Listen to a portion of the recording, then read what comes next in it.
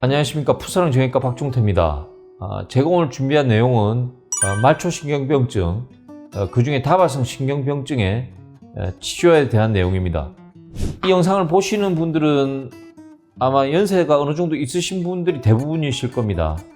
전체 인구의 1%에서 3%가 생길 수 있는 것으로 되어 있고, 나이가 증가할수록 유병률이 발생 빈도가 높아지기 때문에 연세 많은 분들인데요. 연세가 높아진다면은 이런 신경병증이 생기는 이유가 너무나 다양합니다. 증상도 표현하시는 게 너무나 다양합니다. 시리다, 화끈거리다, 저리다.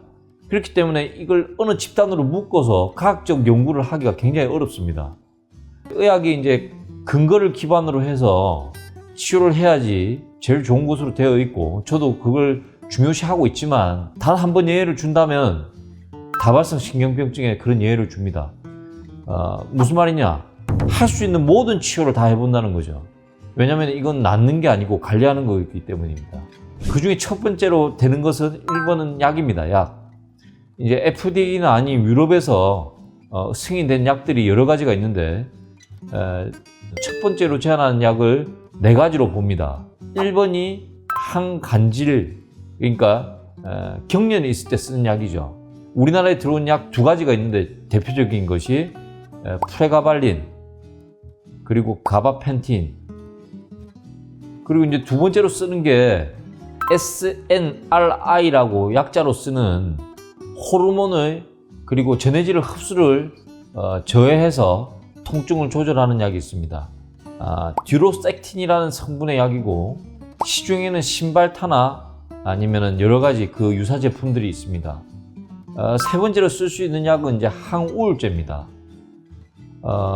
이런 증상들이 있는 분들이 대부분 이제 증세가 오래되다 보면 불안하고 우울해지고 불면증이 생기기 때문에 항우울제도 유의미하게 효과가 있는 것으로 되어 있는데, 항우울제 중에 이제 연세가 있으신 분들, 녹내장이 있거나 혈압이 있으신 분들에 쓰기 안전한 약이 최근에 우리나라에서 철수를 하기로 했습니다.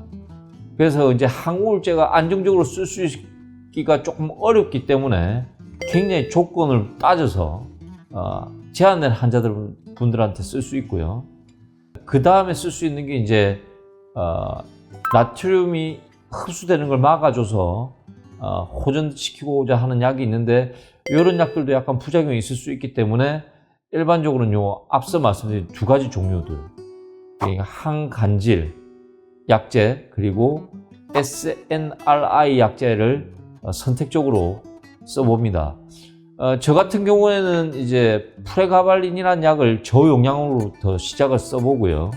2주 정도 있다가 경과를 보고 효과가 없다면 약 용량을 바꾸거나 아니면 약을 다른 성분으로 바꿉니다.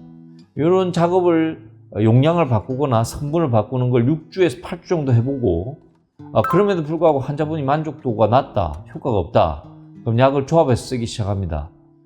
그 다음에 이제 조금 너무 아파하신다, 그러면 약간 마약성 진통제를 짧은 기간에 쓰는 거는 권고되고 있습니다. 그리고 이제 이런 약들을 바탕으로 하고 그 중에 가장 기본이 되는 게 무엇이냐? 운동입니다. 걷는 거는 반드시 하셔야 될 운동이고요. 걷기 전에 준비 운동, 마사지와 스트레칭.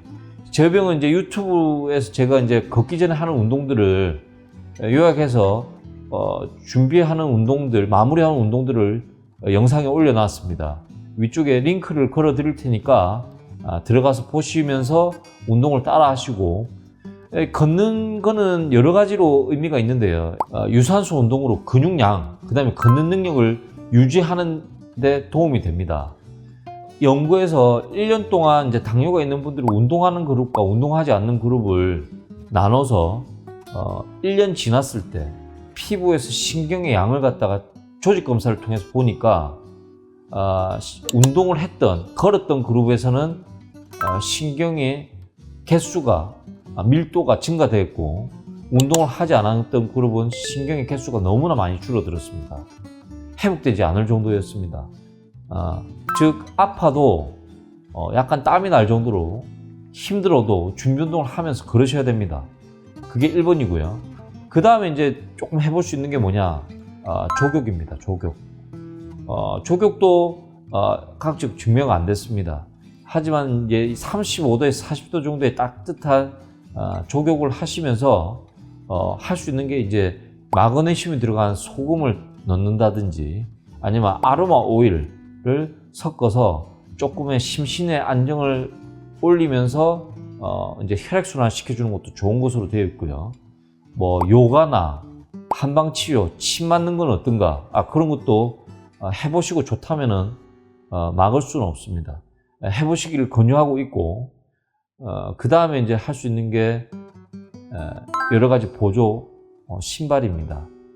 쿠션감이 있으면서 바닥이 동그란 걷기 수월한 신발을 신고 하는데, 이제 그동안 너무 오랫동안 안 걸으셨던 분들은 근육이 빠집니다. 이제 불용성, 그러니까 안 써서 근육이 빠져버리는 거죠. 그런 분들은 제일 하면 안 되는 게 넘어지는 겁니다.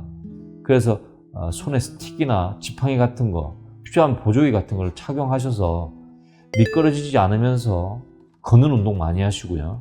걷기 전에 준비 운동 많이 하시고, 저녁에 필요하시면은 족욕도 하시고, 물론 이제 병원에서 이런 저런 증명된 약들을 번갈아 가면서 쓰면서 쉽지 않은 치료지만 조금이라도 더 걸어서 더 나빠지지 않게, 이런 말초신경병증, 다발성 신경병증은 안 쓰면은 근육이 빠지고 신경이 앞서 말씀드렸다시피 개수가 줄어들기 때문에 나중에 못 걷습니다. 그래서 반드시 운동을 통해서 힘들지만 약을 통해서 조금이라도 회복되고 관리할 수 있길 바라면서 오늘 영상 마치겠습니다. 감사합니다.